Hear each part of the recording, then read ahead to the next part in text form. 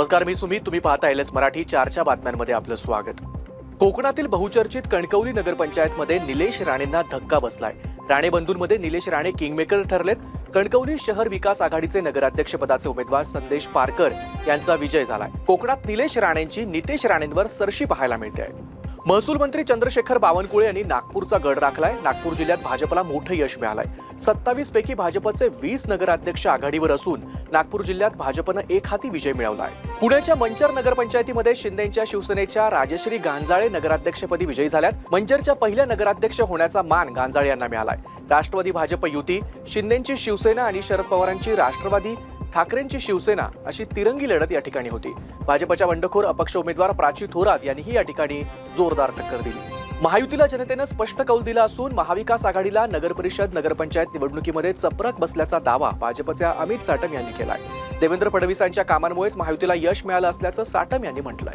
नागपूरच्या नगरपरिषद नगरपंचायतीच्या निवडणुकीत भाजपनं 27 पैकी 20 जागेवर स्पष्ट बहुमत मिळवलंय. शिंदेच्या शिवसेनेचे 2, काँग्रेसचे 4, इतर पक्षांचे 1 उमेदवार विजयी झालेत. अजित पवार आणि शरद पवारांच्या राष्ट्रवादीसह ठाकरेंच्या शिवसेनेला या निवडणुकीत एकही जागा जिंकता आलेली नाही. उत्तर पुणे जिल्ह्यातील राजगुरुनगर नगरपरिषदेवर शिंदेच्या शिवसेनेचे नगराध्यक्षपदाचे उमेदवार मंगेश गुंडाळ यांच्यासह 12 नगरसेवक विजयी झालेत. जनतेने टाकलेली जबाबदारी पुढील काळात यशस्वीपणे पार पाडणार असल्याचा विश्वास मंगेश गुंडाळ यांनी व्यक्त केला.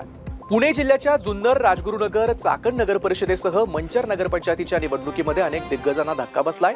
या ठिकाणी शिवसेना शिंदे पक्षानं सर्व ठिकाणी विजय मिळवलाय. अजित पवारांच्या राष्ट्रवादीसह भाजपला जोरदार धक्का दिला गेलाय. स्वर्गीय माजी आमदार सुरेश गोरे यांच्या विचारानं पुढे जाऊन चाकण शहरचा विकास करू असं चाकणच्या नवनिर्वाचित नगराध्यक्षा मनीषा गोरे यांनी म्हटलंय. राज्यातील नगरपरिषद आणि नगरपंचायतीत महायुतीला घवघवीत यश मिळालंय. महसूल मंत्री चंद्रशेखर बावनकुळे यांनी या यशाचं श्रेय मुख्यमंत्री देवेंद्र फडणवीस यांना दिलंय. आजचा विजय फार मोठा असून यापूर्वी कधीही भाजपला इतकं यश मिळालं नव्हतं असंही बावनकुळे यांनी म्हटलंय. ईश्वरपूर नगरपरिषदेमध्ये जयंत पाटील यांनी विरोधकांना जोरदार धक्का दिलाय. तब्बल 23 जागांवरती त्यांनी विजय मिळवलाय. आनंदराव मलगुंडे यांचा तब्बल 7,000 मतांनी विजय झालाय. विजयाची घोषणा होताच कार्यकर्त्यांनी जल्लोष केला.